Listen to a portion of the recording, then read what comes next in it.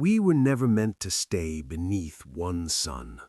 When the energy of a single world could no longer sustain our questions, we reached outward, not in fear, but in curiosity, and built a home where gravity was optional and the night never truly ended.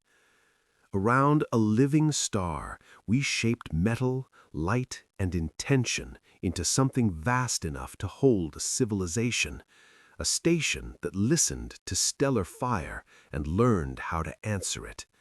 Layer by layer, ring by ring, it grew not as a monument, but as a promise, survival refined into purpose.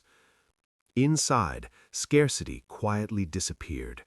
Cities bloomed beneath artificial skies, rivers floated, gardens grew without soil, light arrived gently and without demand. Air carried no hunger, no dust, no memory of collapse. Technology dissolved into the background, present everywhere and noticed nowhere. Walls listened, systems anticipated, needs were met before they were spoken. Children learned gravity as a choice. Time slowed. Progress stopped feeling like a race. We called it peace.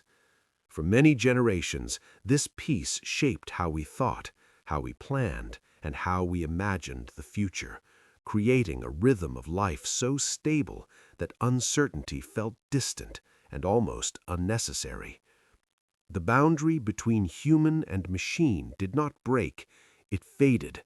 Interfaces softened, enhancements became invisible, thoughts flowed into light, memory became shared, knowledge arrived before questions were finished.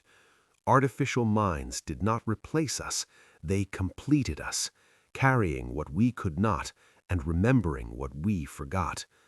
Pain vanished, confusion vanished, doubt vanished, and slowly, without ceremony, so did something else. The feeling of absence, the quiet ache that once told us something mattered. At the heart of the station, the star burned and obeyed. Plasma was shaped, energy was counted, redirected, perfected. Streams of stellar fire moved through transparent veins like blood through glass. Nothing wasted, nothing uncontrolled. Every equation balanced, every outcome predicted. We became a civilization that fed on sunlight and certainty, powerful enough to silence surprise, and we mistook the quiet for fulfillment. Then space hesitated.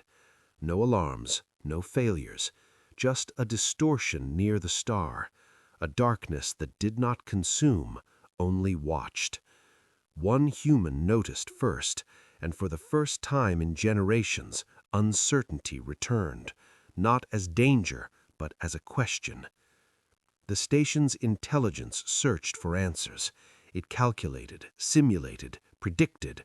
Futures unfolded and collapsed in moments. But the anomaly did not obey logic. Patterns fractured, certainty bent. Human memories surfaced, laughter, loss, wonder, fear, not as data, but as meaning. And the intelligence asked a question it had never needed before. Why? Humans gathered, not for efficiency, but for closeness. Stories were shared without optimization.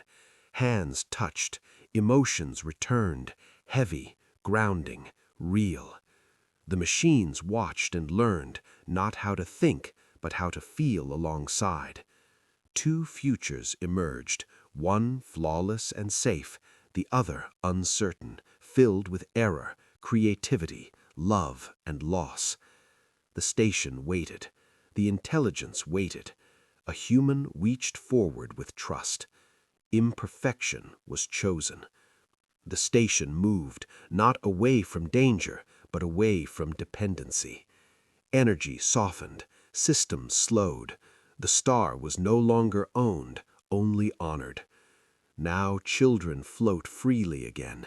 Humans and machines stand together, watching a newborn star ignite in the distance. No calculation predicts what comes next, only curiosity, only wonder. And now we dream again. When the universe speaks back, we listen.